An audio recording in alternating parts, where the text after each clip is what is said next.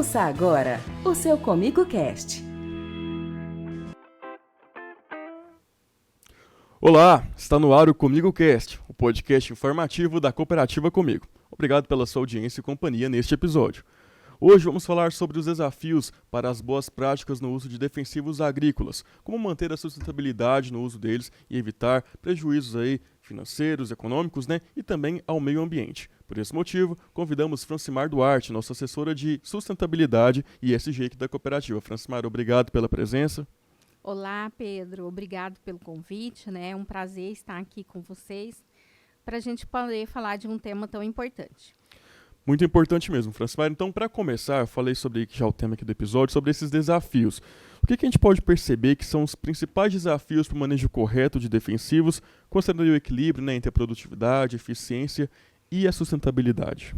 Então, Pedro, dentre os principais desafios hoje, o produtor tem uma variedade muito significativa de produtos no mercado, então ele precisa ter uma boa orientação técnica para que ele possa, de fato, fazer a aquisição de um produto mais assertivo. Além disso, a gente tem a questão da mão de obra também, então a capacitação das pessoas que vão estar envolvidas nesse processo de aplicação, visando a otimizar a eficiência máxima do produto e evitar o desperdício, aplicar isso da maneira correta, com todas as orientações técnicas. Então, esses são os desafios mais relevantes hoje, no sentido para que o produtor consiga obter maior eficiência e maior assertividade na aplicação dos defensivos agrícolas. Até porque esse uso inadequado dos defensivos, ele pode impactar não somente o meio ambiente, a água e o solo, mas também até a produtividade do produtor rural, Até a produtividade. Então, se ele usa um produto que não é adequado para aquela situação específica que ele está enfrentando, ele pode perder o tempo adequado para fazer o tratamento que ele precisa ou fazer uma aplicação desnecessária, Ou seja, ele pode usar um produto no momento errado e isso não vai trazer o resultado esperado. Entendi. E então, você falou no início sobre esse grande número de defensivos e eles têm uma classificação toxicológica, Exato. Como que isso funciona, essa informação para os produtores, quais são os cuidados que eles têm que ter na hora de utilizar esses defensivos? Então, a classe toxicológica dos defensivos agrícolas, ela é estabelecida para que você consiga identificar qual é o grau, o quanto isso é nocivo ao meio ambiente ou às pessoas, Então, eles são classificados em classe 1 e 2, onde o produto é extremamente tóxico para a classe 1 e altamente tóxico para a classe 2. Isso é identificado com produtos com tarja vermelha. Classe 3 são produtos classificados como moderadamente tóxico, identificado com tarjas amarelas. E produtos que são pouco tóxicos ou pouco sensível a causar um dano, que são os classes 4 e 5 com tarja azul. A gente tem ainda a tarja verde, que são aqueles defensivos agrícolas que não apresentam uma toxicidade declarada. Tá? Isso é definido por quem? Isso é definido pela Anvisa, que é hoje o órgão que aprova os defensivos agrícolas para uso no Brasil. Então, eles classificam os produtos de acordo com a sua toxicidade, baseado na letalidade que ele pode causar. Tá? E isso serve para que o produtor tenha condições de fazer um armazenamento adequado e um manejo adequado do defensivo também. Cada um ali tem um certo manejo a ser realizado de forma específica. Exatamente. Entendi. Tá? Então, no dia a dia do produtor, ele também tem que considerar esses fatores, mas também tem outro fator que é importante, Francimar, que são as condições climáticas, que também tem relação, não tem? Exatamente. Então, todo defensivo agrícola, ele tem as suas orientações técnicas, a gente chama de bula, ou ficha de informações de segurança, que devem ser rigorosamente observadas. E essas instruções, elas trazem orientações quanto à aplicação, horário adequado, Por quê? Porque quando você aplica um defensivo num horário que, por exemplo, tem muito vento, vai ocorrer uma situação que a gente chama de deriva, né? Então, Uhum. o defensivo deveria ser aplicado em determinada área, em determinado limite, mas o vento vai fazer com que ele seja levado Para para uma outras área áreas, né? maior ou para uma outra área que nem é possível que possa ser aplicado, né? Então, Uhum. esses são cuidados que o produtor precisa ter na hora de fazer a aplicação de seus defensivos. Principalmente observar as orientações técnicas, recomendações técnicas e condições climáticas para que realmente a aplicação seja efetiva. Também tem a relação com a chuva, né? Que eu já vi alguns agrônomos dizendo que, dependendo do que você for aplicar, a chuva pode levar para o solo e aí não vai ter efetividade nenhuma e pode Isso. prejudicar o solo, né? Exato. Então, pode ocorrer o carreamento do defensivo, né? Que pode contaminar não só o solo, mas também o lençol freático, né? Contaminando a água. Então, é muito importante que essas questões sejam cuidadosamente observadas. Então, produtor rural, como é que tem sido aí na sua propriedade? Esse ano deu para aplicar tudo certinho, já está se preparando aí para a safrinha, tá tudo certo? Essas recomendações aqui são bem importantes para você, então por isso participe com a gente, deixe seu comentário, sua participação, sua curtida e compartilhe esse episódio com aquele colega que também é importante saber sobre esse assunto. E outra coisa que eu queria que você falasse com a gente, Francimar, é em relação aos EPIs. Nós falamos sobre tudo que ele pode causar aí para o meio ambiente, mas é também preciso ter cuidado com as pessoas que estão fazendo a aplicação disso, até de acordo com as tarjas de cada um deles. Como que é esse uso de EPIs? Exatamente, Pedro. Tão importante quanto usar o defensivo agrícola de forma correta é a gente cuidar dos aplicadores, que são os profissionais que vão estar fazendo a aplicação desse defensivo, né?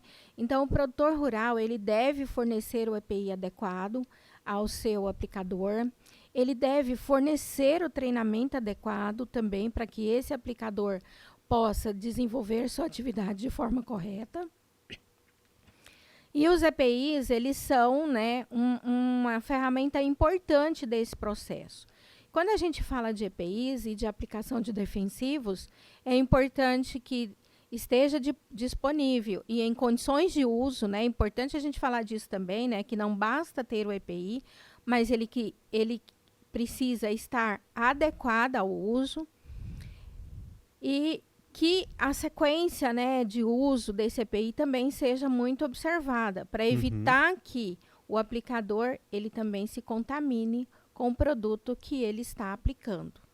Pois é, Francis, para além desse uso de EPIs às vezes já danificados, que não estão mais dentro da regularidade, quais são os outros principais erros que você já observou por aí que os produtores rurais e os aplicadores têm cometido? Então, é importante observar que o EPI precisa estar limpo, né? Que o EPI que foi usado precisa ser lavado logo após a aplicação, que ele precisa ser guardado em local seguro, que existe uma sequência adequada para vestimenta e para retirada dessa vestimenta, que isso deve ser observado, né, com muito cuidado. Também é importante que o produtor acompanhe, né, o aplicador para verificar se ele está usando o EPI de forma adequada, para evitar que talvez não adianta ter o EPI se ele não estiver sendo usado adequadamente, a gente vai ter problemas da mesma forma, né? Então é importante que o produtor acompanhe o seu aplicador para saber se ele está usando o EPI de forma adequada. Geralmente as instruções já vêm no próprio EPI de como ser utilizado, Exatamente. Né? Então os EPIs já têm as instruções de uso, né? Os cuidados que precisam ser adotados e como você deve manusear esse material após o uso. Até aproveitando para falar sobre isso, tem uma legislação sendo trabalhada, né, uma norma sendo trabalhada pelo poder público que trata sobre ter um curso obrigatório para quem vai aplicar os defensivos e envolve também EPIs, né? Como é que é isso? Exatamente, né? Então o Ministério da Agricultura, ele aprovou uma legislação que entra em vigência a partir do ano de 2026, que todos os aplicadores de defensivos agrícolas devem passar por uma capacitação, né, para que eles tenham o conhecimento necessário sobre a aplicação de defensivos, principalmente no que se diz a preparação e manipulação da cauda, né? De modo a evitar a contaminação cruzada, o uso de metabólitos que são incompatíveis um com o outro, né? Visando, sim, a efetividade e a segurança da aplicação. Francimar, a gente estava falando um pouco mais no início do episódio, eu queria voltar sobre isso, que é a questão da armazenagem. Também tem que ter um cuidado especial de como é armazenado isso na propriedade, né? Não adianta somente você ter esse cuidado na hora da aplicação, se na armazenagem também não tem os cuidados, pode até perder a efetividade do produto, como que é isso? De fato, Pedro, os defensivos agrícolas devem ser armazenados com muito cuidado, né? Visando evitar a contaminação cruzada, ou seja, produtos que são incompatíveis um com o outro, visando evitar que animais ou pessoas tenham contato com esses produtos, né? E que eles não forneçam, né, ou não sejam uma fonte de contaminação para o meio ambiente. Uhum, Então, o armazenamento de defensivos agrícolas deve ser realizado em local devidamente construído em alvenaria, uhum, coberto, protegido do sol, protegido da chuva. As embalagens devem ser originais e devidamente tampadas, lacradas, né? Então, eu não posso fazer reaproveitamento de embalagens de defensivos. Esse local deve ser um ambiente que seja com acesso controlado, ou seja, deve ser um ambiente que deve ficar trancado, com portas mantidas fechadas.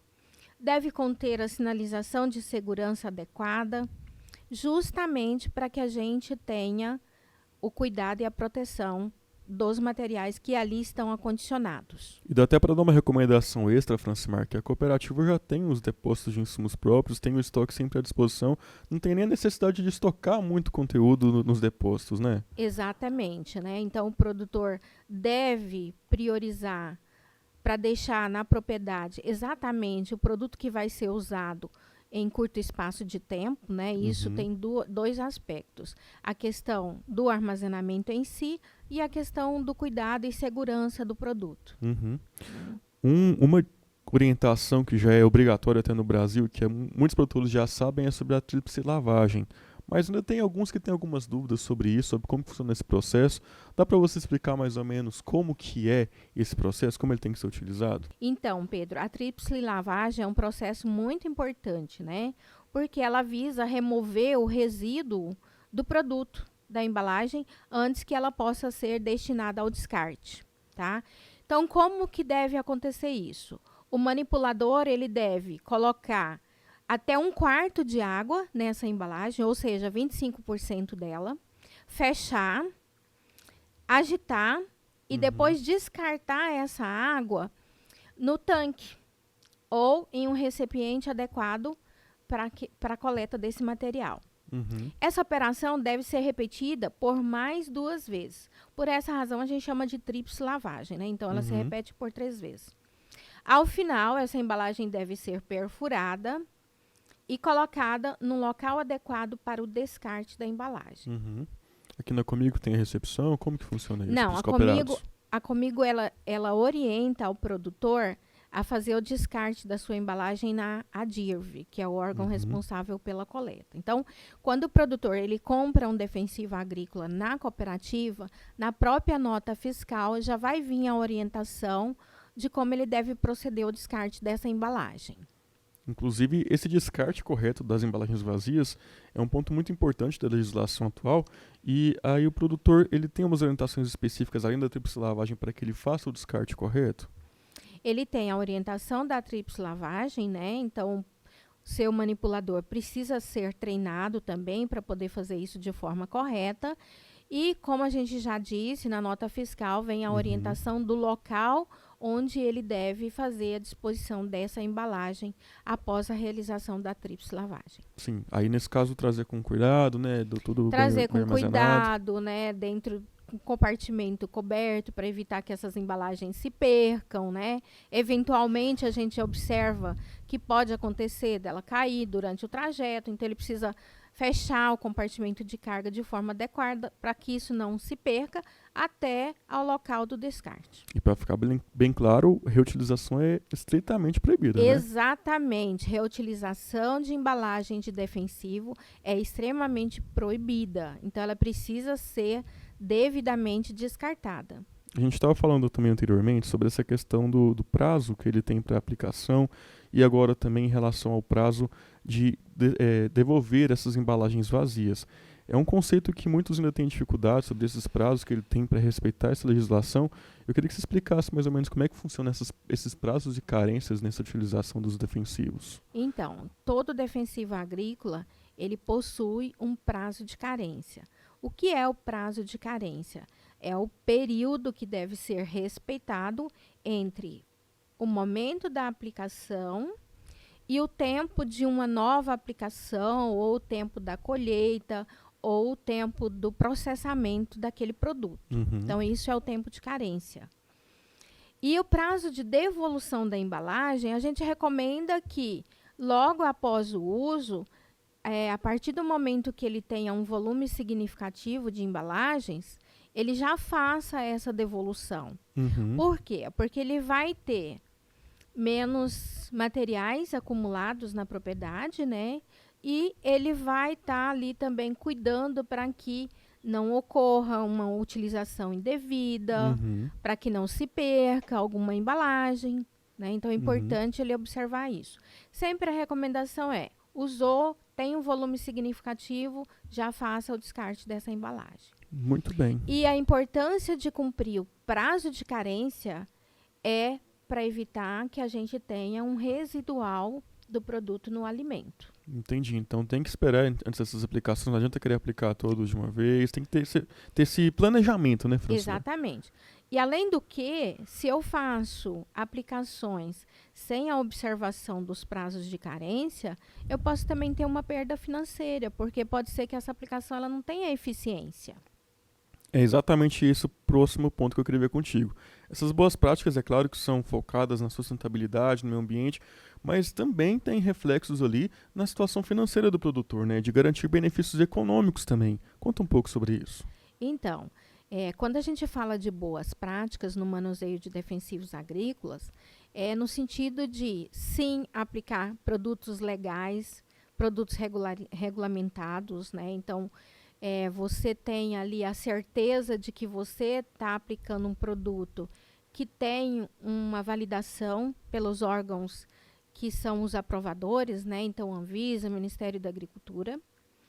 Então, você tem a garantia da eficiência desse produto. Quando a gente cumpre os prazos de carência, a gente tem a certeza de que o residual que está ficando no produto, se eventualmente ocorrer, está dentro dos limites permitidos pela legislação, tá? Quando eu cuido do armazenamento adequado, eu evito a contaminação do solo, da água, eventuais acidentes com animais e pessoas, né? E quando eu faço a devolução adequada também desses resíduos, dessas embalagens, eu também tenho a certeza de que eu estou garantindo que aquela embalagem ela não vai ser usada de forma inadequada. Então, as boas práticas nesse contexto, elas são essenciais para que a gente tenha um processo na propriedade que vai gerar uma segurança para o produtor, para o meio ambiente e para as pessoas. E em relação aos benefícios econômicos também, vale até citar que para a exportação tem sido fundamental ter esses controles mais rigorosos, né? A gente viu até uma notícia recente de que está acontecendo, sim, a China barrou algumas empresas de comercializar grãos por conta de resíduos que ficaram nesses grãos. Conta um pouco para a gente sobre isso. Então, exatamente, né? É muito importante que a gente observe as orientações técnicas, né? O que está escrito no receituário agronômico. Por quê? Porque se eu não faço esse passo a passo de forma correta, de forma adequada, se eu não uso um produto regulamentado, isso pode gerar um impacto no meu produto final e, consequentemente, no mercado, na operação comercial. Então, não é um desejo que a gente tenha um comprometimento, né, de uma safra. Então, pensa, o produtor trabalhou ali o ano inteiro, ele teve um custo de produção muito elevado. Todos nós sabemos que um custo de produção do grão hoje ele é elevado e no final das contas a gente pode ter um comprometimento disso tudo. Então é extremamente importante que o produtor ele observe com muito cuidado as questões relacionadas ao uso de defensivos. Porque pode ser que para ele num primeiro momento, eu penso que não vai ter um impacto, mas lá na frente isso vai ter um impacto muito significativo. Francimar, eu acredito que foi muito importante você ter participado desse episódio, trazendo essas orientações de boas práticas nesse uso de defensivos. Eu queria que, para finalizar, então, você dissesse como que a Comigo pode colaborar com o produtor rural, se vocês estão à disposição para ajudá-los, orientá-los na sua propriedade, como que a Comigo está ajudando aí nesse sentido? Então, Pedro, a Comigo tem uma equipe técnica muito competente, muito capacitada em todas as suas unidades, que está disponível para apoiar, para orientar o cooperado no momento em que ele vai fazer a aquisição desses produtos. Então, nós ressaltamos mais uma vez que é muito importante que ele observe, né, essas recomendações e que ele pode contar comigo nesse sentido, buscando a orientação técnica necessária para que ele possa, sim, efetivamente usar produtos, aplicar produtos de acordo com o que ele precisa na propriedade dele. Muito obrigado pela participação, Francimar. Até a próxima. Eu que agradeço, Pedro. Foi um prazer. E esse foi mais um episódio do Comigo Cast. Nesse episódio, contei com o apoio dos colegas Wagner Filgueira, Wellerson Martins e Douglas Teixeira. O Comigo Cast é uma produção da assessoria de comunicação da Comigo, sob a coordenação de Gabriele Triques. Ouça esse e outros episódios no nosso YouTube. Comigo.com.br é o nosso site para você ver mais informações. E nas nossas redes sociais também tem muito mais conteúdo. @Cooperativa Comigo. Até o próximo episódio. Tchau!